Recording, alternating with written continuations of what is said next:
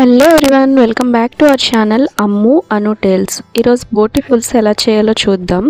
బోటి అంటే చాలా మందికి నచ్చదు, బట్ ఇలా ట్రై చేసి చూడండి, మీకు ఖచ్చితంగా నచ్చుతుంది.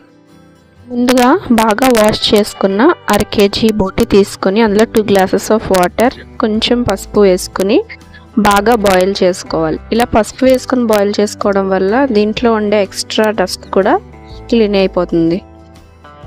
ఇలా ఒక 5-6 minutes బాయిల్ చేసుకున్న తర్వాత స్టవ్ ఆఫ్ చేసుకుని చల్లారే వరకు పక్కన పెట్టుకోవాలి.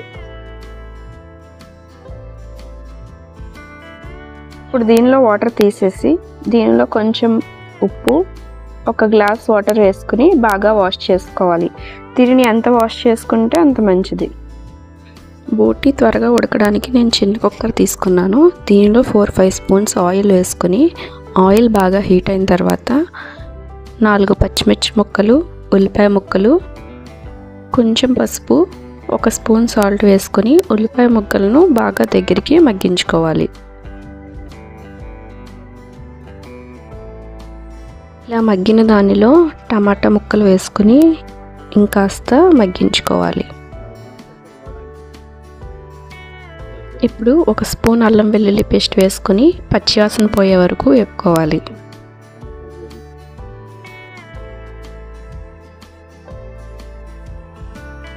ఇలా మగ్గిన దానిలో ముందుగా మనం వాష్ చేసుకున్న బోటిని వేసుకొని ఆయిల్ పైకి తేలే వరకు మగ్గించుకోవాలి.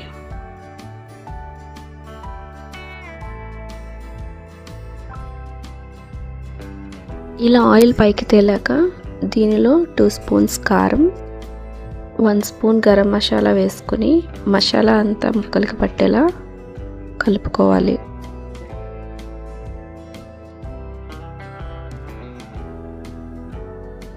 ఇప్పుడు దీనిలో 1 glass వాటర్ వేసుకుని కుక్కర్ మూత పెట్టేసి 4-5 విజిల్స్ వచ్చేలా చూసుకోవాలి.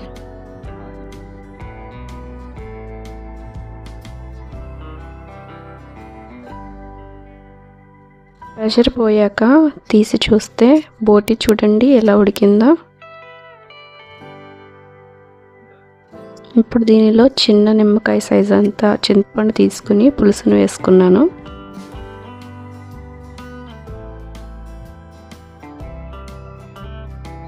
ఇప్పుడు ఈ పులుసుని బాగా మరిగించుకోవాలి. ఇలా మరుగుతున్నప్పుడు దీనిలో కొంచెం కరివేపాకు వేస్తే పులుసు మంచి టేస్టీగా మారుతుంది. అంతేనండి, టేస్టీ సింపుల్ బోటి పులుసు రెడీ. ఈ రెసిపీ కనుక మీకు నచ్చినట్లయితే మా ఛానల్ని లైక్ చేయండి, షేర్ చేయండి, సబ్స్క్రైబ్ చేసుకోండి. అమ్ము అను టేల్స్.